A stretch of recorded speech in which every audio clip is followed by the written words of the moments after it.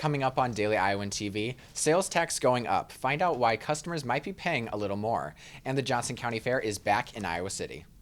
And join us at the DI Sports Desk. We have academic honors for an Iowa basketball player. Daily Iowan TV starts now.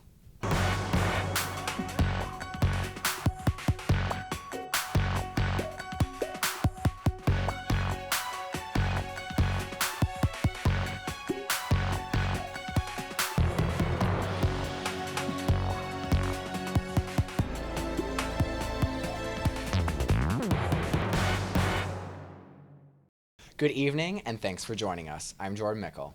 The Johnson County Board of Supervisors is seeking to increase sales tax. The Board of Supervisors is looking to raise the sales tax from 6 to 7% and add this to the November ballot. The board also wants to put on the ballot the option of using the revenue from the 1% increase towards the expansion of the Johnson County Courthouse. Supervisor Terrence Nugel said it is important for both proposals to pass in order to use the additional funds. If you put this on the ballot, both a bond referendum and a sales tax, and one passes and one doesn't, what happens? And all you have to do is make sure that it's clear in the actual vote that the language indicates that it's contingent on one passing or the other passing. Coralville is expected to discuss the sales tax in August, and the ballots for the courthouse funding are November 4th. With the floodwaters peaking, University of Iowa workers and contractors are removing HESCO barriers along the Iowa River over the next couple weeks. UI workers placed the barriers in areas throughout Iowa City, including Art Building West and Mayflower Residence Hall. The city of Iowa City recently closed North Dubuque Street as a result of flooding, but UI officials say Mayflower will be ready in time for students to move in for the fall semester. The university will continue to maintain and monitor flood protection measures during this time. And now we have Mary Caldwell standing by to give you a look at this week's weather. Mary, is the sun here to stay? Thanks, Jordan. Well, the rest of this week looks like it's going to be pretty nice, but it's going to be a little bit hot tomorrow. Tomorrow, it looks like there's going to be a high of about 92 degrees, and the humidity is here to stay for a little bit, considering that there might be some rain tomorrow night.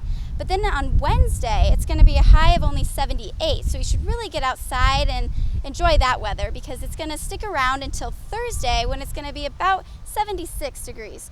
And there's going to be about a low of 60, so that's a great opportunity to get outside and do some really fun activities. So back to you, Jordan.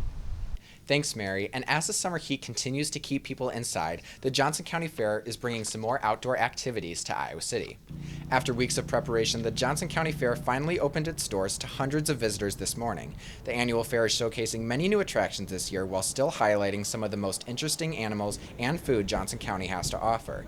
Fair organizers say seeing visitors of all ages at the fair makes all the hard work worth it. See the fair come together and see the smile on everyone's face, and everyone's laughing and joking and talking about the old times. That makes a fair for me. The Johnson County Fair is free and ends Friday night. And now we're going to toss it over to Tanner Segworth to get you updated in everything sports. Thanks, Jordan. More news from the world of golf, but first, National and Big Ten honors for an Iowa basketball player. Junior forward Jared Utoff has been named to the National Association of Basketball Coaches Honors Court for the 2013-14 season. The distinction recognizes collegiate basketball athletes who excelled in academics in the past year. Along with this accolade, Utoff was named Academic All-Big Ten this past spring. Sophomore Carson Shack captured the 81st Waterloo Open Amateur Division title yesterday.